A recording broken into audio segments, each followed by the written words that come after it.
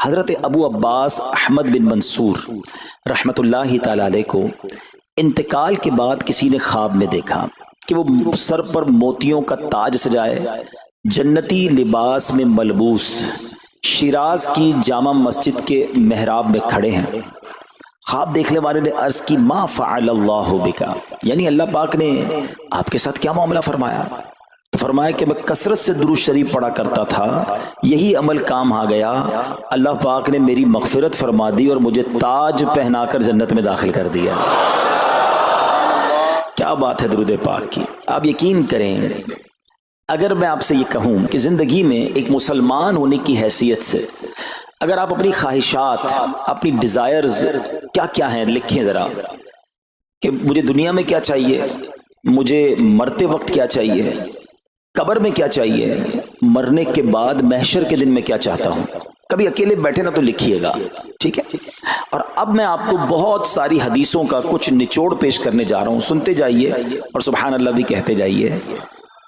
اگر آپ روزی میں برکت چاہتے ہیں تو درود پاک پڑھیے، اگر آپ بیماری سے شفا چاہتے ہیں تو درود پاک پڑھیے، اگر آپ ذلت و رسوائی سے بچنا چاہتے ہیں تو درود پاک پڑھیے، اگر آپ عزت میں اضافہ چاہتے ہیں تو درود پاک پڑھیے، آپ مصیبتوں اور پریشانیوں سے بچنا چاہتے ہیں تو درود پاک پڑھیے، مرتے وقت کلمہ پڑھنا چاہتے ہیں تو درود پاک پڑھیے، مرتے وقت آقا کا دیدار کرنا چاہتے ہیں تو درود پاک پڑھیے، آپ یہ چاہتے ہیں کہ آقا اپنے مبارک ہاتھوں سے قبر میں اتاریں تو درود پاک پڑھیے، اپنی قبر کو نور مصطفیٰ سے جگمگانا چاہتے ہیں تو درود پاک پڑھیے، قیامت کے دن نبی پاک کے پرچم تلے اٹھنا چاہتے ہیں تو درود پاک پڑھیے، آقا کے ہاتھوں جام کوثر پینا چاہتے ہیں تو درود پاک پڑھیے، اور سنیے آقا کے ساتھ جنت میں جانا چاہتے ہیں تو درود پاک پڑھیے، مدینے جانا چاہتے ہیں، بار بار جانا چاہتے ہیں تو درود پاک پڑھیے، اور زندگی میں دیدار مصطفیٰ کرنا چاہتے ہیں تو درود پاک پڑھیے۔ کچھ باقی رہ گیا؟ اللہ اکبر یا رسول اللہ، مجھے بتائیے اور کچھ باقی رہ گیا ہے؟ ایک مسلمان ہونے کی حیثیت سے what ever I need in دنیا اور ان ہیئر آفٹر، دنیا اور آخرت میں جو کچھ چاہیے، روزی برکت والی، زندگی عزت والی، پریشانیاں دور ہو جائیں، بیماریاں دور ہو جائیں، ذلت اور رسوائی سے بچا رہوں، ایمان والی موت ملے، جب تک زندہ رہوں مدینے آتا جاتا رہوں، آقا کی دید کرتا رہوں، آقا جنت میں ساتھ لے جائیں۔ اب کچھ باقی بچتا ہے؟ اب یقین کریں میں نے اپنی طرف سے نہیں بتایا، یہ جن کا کچھ مطالعہ ہے تو ان کو یاد آ رہا ہوگا کہ اس ہر جملے کے پیچھے کوئی نہ کوئی ایک روایت یا کوئی نہ کوئی حدیث موجود ہے، یعنی یہ سارے انعامات دنیا کے، قبر کے، حشر کے، یہ سارے انعامات نبی پاک نے درود پاک کی فضیلت میں بیان فرما دیے ہیں۔ یہ ایسے ہی شاعر نے نہیں کہا کہ ہر درد کی دوا ہے، صلی علی محمد، تعویذ ہر بلا ہے، صلی علی محمد صلی اللہ علیہ وسلم۔ پھر کیوں نہیں پڑھتے؟ یعنی اتنے سارے مسئلے حل ہو جائیں ایک ہی وظیفے سے۔ لوگ پوچھتے رہتے ہیں کوئی وظیفہ بتا دیں، روزی میں برکت کا بتا دیں، پریشانی دور ہو جائے بتا دیں، مدینے کا کوئی وظیفہ بتا دیں، اور یہ سارے وظیفے درود پاک میں چھپے ہوئے ہیں۔ پکڑ لو نا درود پاک، پھر دیکھیں اس کی کیسی برکتیں آپ زندگی میں دیکھیں گے، آپ کا چہرہ شاش بشاش ہو جائے گا، آپ کی طبیعت فریش ہو جائے گی، آپ کو مزے کو مزہ آ جائے گا۔ بس درود پاک کی کثرت پڑھتے رہا کریں، پڑھتے رہا کریں، انشاءاللہ برکتیں ہی برکتیں۔ میں بھی نیت کروں، آپ بھی نیت کریں۔ ایک اور خوبصورت بات بتاؤں، جو بڑی خوبصورت آیت ہے، میں سمجھتا ہوں شاید دنیا بھر کے عاشقان رسول کو یہ کم از کم آیت تو سب کو یاد ہوگی۔ کون سی آیت؟ ان اللہ وملائکتہ یصلون علی النبی یا ایھا الذین آمنوا صلوا علیہ وسلموا تسلیما۔ مل کر درود پاک، اللہم صل علی سیدنا ومولانا محمد طب القلوب ودوائها وعافیۃ الابدان وشفائها ونور الابصار وضیائها وعلی آلہ وصحبہ وبارک وسلم۔ اب یہ جو آیت درود ہے نا، شعبان کے مہینے میں نازل ہوئی ہے، تو چلو نیت کر لیں انشاءاللہ اب سے روزانہ کثرت سے درود پاک پڑھیں گے انشاءاللہ۔ آئیے مل کر محبت کے ساتھ ایک بار پھر درود پاک، صلو علی الحبیب صلی اللہ تعالی علی محمد صلی اللہ علیہ وسلم۔ مشہور صحابی حضرت ابو ہریرہ رضی اللہ تعالیٰ عنہ فرماتے ہیں کہ ایک مرتبہ میں رسول اکرم نور مجسم صلی اللہ تعالی علیہ وآلہ وسلم کی اقتداء میں نماز عشاء پڑھ کر واپس جا رہا تھا میں نے دیکھا کہ ایک عورت اپنے آپ کو پوری طرح ڈھانپ کر سڑک کے ایک کنارے پر کھڑی ہے اور اس نے مجھے پکارا کہ اے ابو ہریرہ ذرا میری بات سنو. آپ کہتے ہیں میں قریب گیا, میں خلاصہ عرض کر رہا ہوں. تو اس عورت نے کہا کہ مجھ سے بہت بڑا گناہ ہو گیا ہے, کیا میری توبہ قبول ہوگی؟ حضرت ابو ہریرہ نے اس سے سوال کیا کہ کیا گناہ ہو گیا؟ اس نے گناہ کی تفصیل بتائی, کافی بڑا گناہ تھا. آپ نے کہا کہ تو ہلاک ہو گئی اور تو نے دوسروں کو بھی ہلاکت میں ڈال دیا, اتنا بڑا گناہ کیا, اب تم توبہ کی امید رکھتی ہو؟ اللہ پاک کی قسم تیری توبہ قبول نہیں ہوگی. جب آپ نے یہ کہا تو وہ عورت خوف خدا سے کانپنے لگی اور اتنا زور سے کانپی کہ کانپتے کانپتے وہ بے ہوش ہو گئی. آپ نبی پاک کی بارگاہ میں آ گئے. اب آپ کو خیال آیا کہ یار میں نے اس کو کہہ تو دیا, مگر میں نے اللہ کے نبی صلی اللہ تعالی علیہ وسلم سے مشورہ تو نہیں کیا, پیارے آقا سے پوچھا تو نہیں. اب آپ نبی پاک علیہ الصلوۃ والسلام کی بارگاہ میں آئے اور آقا سے عرض کی کہ حضور ایسا ایسا ہوا اور ایک عورت مجھے ملی اور اس نے مجھے اپنا گناہ بتایا. میں نے کہا اتنا بڑا گناہ, اب تیری توبہ قبول نہیں ہوگی. اللہ اکبر. جب نبی رحمت شفیع امت صلی اللہ تعالی علیہ وسلم نے یہ بات سنی تو فرمایا انا للہ و انا الیہ راجعون. اے ابو ہریرہ تو خود بھی ہلاک ہوا اور تم نے اس عورت کو بھی ہلاکت میں ڈالا, کیا تمہیں اللہ پاک کا یہ فرمان یاد نہیں؟ پھر نبی پاک علیہ الصلوۃ والسلام نے قرآن مجید فرقان حمید کی یہ آیت تلاوت کی. ذرا غور سے تلاوت سنیے گا. اللہ کریم ارشاد فرماتا ہے بسم اللہ الرحمن الرحیم الا من تاب وآمن وعمل عملا صالحا فأولئك يبدل الله سيئاتهم حسنات وكان الله غفورا رحيما. ترجمہ کنز العرفان.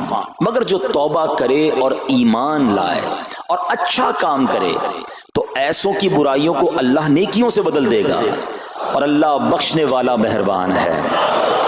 حضرت ابو ہریرہ نے جب یہ آیت کریمہ سنی اور پیارے آقا علیہ الصلوۃ والسلام کا یہ فرمان سنا تو آپ کو احساس ہوا کہ میں نے غلط مسئلہ بیان کر دیا ہے. آپ پر یہ احساس اتنا غالب ہو گیا کہ آپ مدینہ منورہ کی اب گلیوں میں آواز لگانے لگے. ایک عورت نے مجھ سے رات ایک مسئلہ پوچھا تھا, کوئی بتا سکتا ہے وہ عورت کون ہے؟ آپ سارا دن مدینے کی گلیوں میں آواز لگاتے رہے, مجھے اس عورت کا پتہ بتاؤ جس نے مجھ سے مسئلہ پوچھا تھا. اب رات ہوئی تو وہ عورت آپ کو کل والی جگہ پر پھر کھڑی مل گئی. آپ فوراً اس عورت کے پاس پہنچے, اسے نبی پاک کا فرمان سنایا اور کہا تمہیں مبارک ہو, اگر تم توبہ کرو گی تو اللہ تمہاری توبہ قبول فرما لے گا. اب یہ عورت اتنی خوش ہوئی کہ مارے خوشی کے کہتی ہے کہ میرا ایک باغ ہے, میں نے اپنے گناہ کے کفارے میں وہ باغ راہ خدا میں صدقہ کر رہی ہوں. یہ پورا باغ ہے ابو ہریرہ میں اللہ کی راہ میں صدقہ کرتی ہوں. اللہ اکبر. اے میرے پیارے اسلامی بھائیو, اس ایک واقعے میں ہمارے لیے بہت کچھ ہے. پہلے تھوڑا سا تربیت کے مدنی پھول ذرا سمجھیے کہ اتنی بڑی ہستی ہے سیدنا ابو ہریرہ رضی اللہ تعالیٰ, لیکن جیسے انہیں پتا چلا کہ میں نے یہ مسئلہ تو بیان کر دیا ہے مگر نبی پاک علیہ الصلوۃ والسلام سے پہلے اس کا حکم تو پوچھ لیتا, یہ ہمیں کیا درس دے رہا ہے کہ بغیر علم کے اپنی طرف سے شرعی مسئلہ بیان نہیں کرنا چاہیے.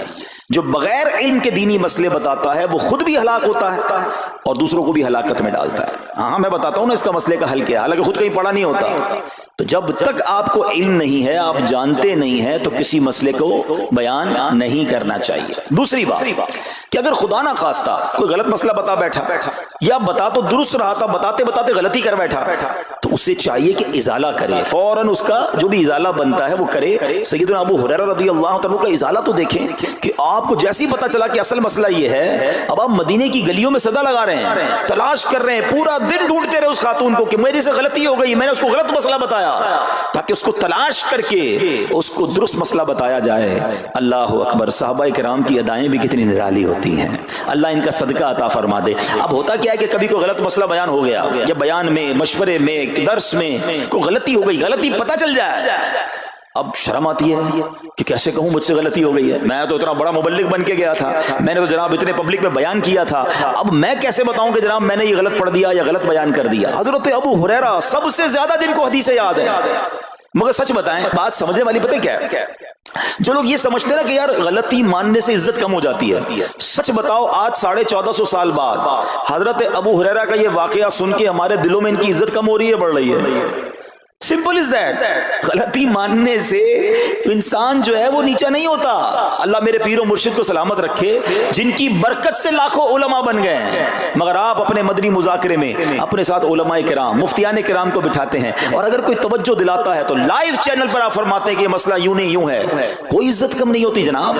تو سبحان اللہ, دو باتیں سیکھنے کو ملی کہ پہلے بتانا ہی نہیں ہے, اگر نہیں آتا تو اپنی بڑائی مارنے کے لیے بندہ کہتے مجھے نہیں معلوم, واللہ عالم میں نہیں جانتا, اور اگر آپ کو لگتا ہے میں صحیح بتا رہا ہوں اور پھر بعد میں کوئی توجہ دلا دے کہ آپ نے غلطی کی ہے تو پھر اس کو بالکل مانے بھی اور اس کا ازالہ کریں. اچھا, اب علماء کرام نے بڑے پیارے طریقے بتائے. پہلے تو ظاہر یہ تھا کہ بھئی پبلک میں بیان کیا تو پبلک میں جا کر یا گلیوں میں جا کر آپ نے اعلان کیا. اب تو سوشل میڈیا کا زمانہ ہے, کچھ ویڈیو بنا کے ڈال رہے ہوتے ہیں, انسٹاگرام تو ٹویٹر تو پتہ نہیں کیا کیا چیزیں, موبائل فون, فیس بک, یوٹیوب, تو اب غلط مسئلے لوگ شیئر کر رہے ہیں. ایک یہ بڑا مسئلہ پتہ کیا ہو گیا, ہمارے موبائل پہ جیسے ہی کوئی ویڈیو کلپ آیا, کسی کا بھی آیا, یا کوئی پوسٹ آ گئی, کوئی فضیلت ہی آ گئی, نہ چیک کرنا ہے نہ کچھ کرنا ہے, اس کو فوراً فارورڈ کر دینا ہے. حالانکہ اس میں بعض اوقات غلط مسئلے ہوتے ہیں, بعض اوقات غلط حدیثیں ہوتی ہیں, ہمیں پتہ ہی نہیں ہوتا, ہم سمجھتے ہیں آگے شیئر کر دیں. اچھا, شیئر کرنے والوں کو بھی بڑا مسئلہ ہے. اگر کوئی وظیفہ, کوئی نفل, کوئی بھی چیز ہے, خود پڑھنی نہیں ہے, آگے 100 لوگوں کو بھیج دینی ہے, پہلے خود تو پڑھو. اچھا, خود بھی پڑھنے سے پہلے کہاں چیک کروایا؟ تو پلیز یہ شریعت کے معاملات ہیں, اس میں بڑی غلطی ہو سکتی ہے. تو اگر آپ کو کوئی بھی چیز شیئر کرنی ہے تو بیسٹ آپشن یہ ہے کہ dawat-islami.net, یہ دعوت اسلامی کی ویب سائٹ ہے, اس پر ایک گیلری کا آپشن ہے, آپ وہاں جائیے, وہ مفتیان کرام سے چیک ہوئی پوسٹیں پڑی ہوئی ہیں, آپ وہاں سے پوسٹ اٹھائیں, اس کو شیئر کر دیں, بنداز کریں, کوئی ٹینشن نہیں ہے, کیونکہ وہ علماء نے چیک کی ہوئی ہے. مگر ہر آنے والی پوسٹ, ہر آنے والی ویڈیو کو آگے بڑھا دینا, تو مشورہ یہی ہے کہ یہ بڑا سخت معاملہ ہے. کیونکہ یاد رکھیے, قرآن مجید فرقان حمید میں اللہ تعالی ارشاد فرماتا ہے, وَمَنْ أَظْلَمُ مِمَّنِ افْتَرَىٰ عَلَى اللَّهِ كَذِبًا, اور اس سے بڑھ کر ظالم کون جو اللہ پر جھوٹ باندھے. اچھا, اس کے بارے میں علماء فرماتے ہیں کہ اللہ پر جھوٹ باندھنے والا سب سے بڑا ظالم ہے. جب ہم کسی کو دینی مسئلہ بتاتے تو اس کا مطلب کیا ہوتا ہے کہ اللہ نے فرمایا یا اللہ کے حبیب علیہ الصلوۃ والسلام نے فرمایا. اس کا مطلب اگر وہ ایسا نہیں ہے تو یہ اللہ پر جھوٹ باندھنا ہو گیا نا. ہم نے تو کہا مجھے تو پتہ نہیں تھا, کسی نے پوسٹ بھیجی تھی, کسی نے بتایا تھا, اچھا میں نے کہیں سنا تھا. اب کئی لوگوں کی تو عادت پتہ کیا ہے, ان کے ساتھ بیٹھو نا تھوڑی دیر بعد کہیں گے اللہ یہ فرماتا ہے, اللہ نے قرآن میں یہ فرمایا. پوچھو کدھر فرمایا, بولے یہ نہیں پتا, اللہ قرآن میں یہ کہتا ہے. کہاں کہتا ہے بتاؤ نا, آیت دکھاؤ. اللہ نے فرمایا یہ کرنا چاہیے, کہاں فرمایا؟ اپنی طرف سے. اچھا, کیونکہ کہیں سنا تھا, کہیں دوستوں کی محفل میں آدھی بات یاد تھی. ارے ڈرنا چاہیے کہ میں کیسے کہہ دوں کہ اللہ نے فرمایا, میں کیسے کہہ دوں نبی پاک علیہ الصلوۃ والسلام نے فرمایا, جب یاد نہیں, پڑھا نہیں. امیر اہل سنت کی آپ نے احتیاط دیکھی ہے, آپ حدیث کی کتاب منگاتے ہیں کہ پورا دیکھ کر پڑھتے ہیں, مگر یہاں تو اپنی مرضی سے چل رہا ہے معاملہ. خدا کے واسطے ہم سمجھ رہے ثواب کما رہے ہیں, اور ایسا نہ ہو کہ گناہ جاریہ والے کام ہو رہے ہوں. تو میں نے آپ کو آسان حل بتا دیا کہ دعوت اسلامی کے جو آفیشیل سوشل میڈیا کے پیجز ہیں, اگر آپ کو شوق ہے تو وہاں سے کوئی پوسٹ اٹھا لیں, وہاں سے کوئی چیز اٹھائیں اور اس کو شیئر کریں. باقی خدا را ان کاموں کو اپنی مرضی سے آگے نہ کریں, کہیں ہم گناہ گار نہ ہوں. تو ایک بات تو ہمیں اس پورے واقعے سے سیدنا ابو ہریرہ رضی اللہ عنہ کو جو انداز, آپ کی عاجزی, آپ کا ازالہ کرنا, آپ کا اس عورت کو تلاش کرنا, یہ سکھا رہا ہے کہ مسئلہ غلط بیان کرنا کتنا بڑا مسئلہ ہے. اللہ کرے کہ ہم اس کو سمجھیں. اب دوسری خوبصورت بات, آئے ہائے, عورت کا گناہ ہے, بڑا گناہ ہے, مگر نبی پاک نے جو آیت بیان فرما دی اور جو اس تک پیغام پہنچایا کہ توبہ کر لو, میرا رب توبہ قبول فرما لے گا. آئے ہائے میرے پیارے اسلامی بھائیو, کتنا ہی بڑا گناہ کیوں نہ ہو جائے, اللہ سے مایوس نہیں ہونا ہے, اس کی رحمت سے مایوس نہیں ہونا ہے.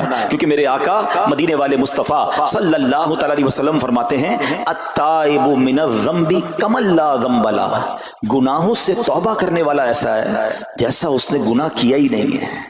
ختم, نل اینڈ وائڈ, ڈیلیٹڈ. یہ اتنی بڑی اللہ کی رحمت ہے کہ بس سچی توبہ ہو جائے نا, اللہ اس کو سارے اس کے گناہ معاف فرما دیتا ہے. حضرت عبداللہ ابن عبید رحمت اللہ تعالی سے روایت ہے, فرماتے ہیں کہ اللہ پاک کے نبی اور ہم سب انسانوں کے والد محترم حضرت آدم علیہ السلام نے اللہ پاک کی بارگاہ میں عرض کی, اے رب عز و جل, تو نے شیطان کو میرا دشمن بنایا ہے, لیکن میری اولاد اس کا مقابلہ کرنے کی طاقت نہیں رکھتی. تو اللہ پاک نے فرمایا, اے آدم, آپ کی اولاد میں قیامت تک جو بھی انسان پیدا ہوگا میں اس کے ساتھ ایک محافظ فرشتہ مقرر فرما دوں گا جو انسان کے لیے شیطان کی جو چال ہے اس سے اس کی حفاظت کرے گا.